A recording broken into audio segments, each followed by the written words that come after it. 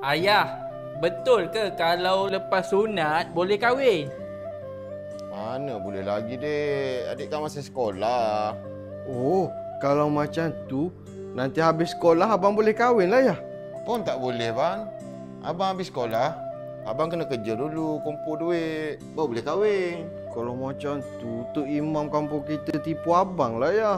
Sebab dia cakap kat abang kalau nak kahwin, kena sunat je ya. Abang kena kencing lah tu. Tok Imam pun dah pandai kencing dah.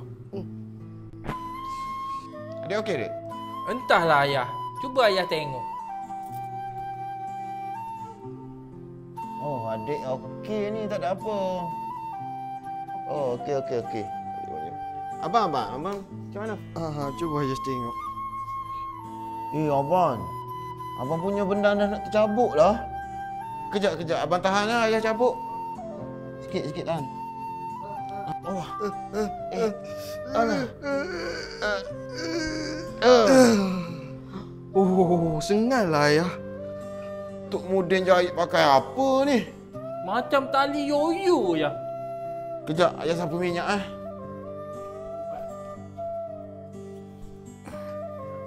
Tahan. Sikit lah. Okey dah.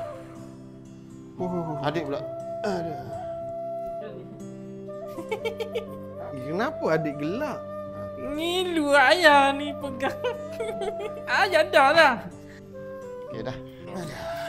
Ayah, bila adik dengan abang boleh pakai seluar? Kalau ikut pengalaman ayah lah kan, kalau nak pakai seluar cepat, adik abang kena makan berpatan. Tak boleh makan udang, sotong, ketan, makanan laut lah. Telur. Telur pun tak boleh. Habis tu, abang dengan adik nak makan apa je ya? Abang dengan adik kena makan nasi putih, ikan kering. Macam tu ya. Tak best lah. Ayah, adik rasa macam kebas lah ayah. Abang pun rasa ya. Ya ke? Ayah pakai ubat apa tadi ya?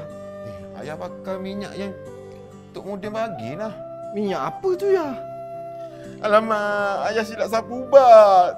Alah, minyak apa ya? Kebas ni ya.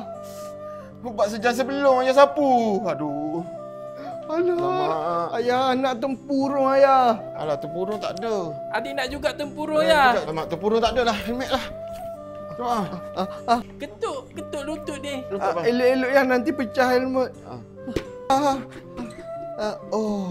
Okey sikit ya. Dah. Adik. Adik rasa kebas sampai dekat kaki dah ya. Boleh angkat kaki? Tak boleh. Angkat lutut sikit. Okey dah. Okey dah. Okey. Alah. Lega.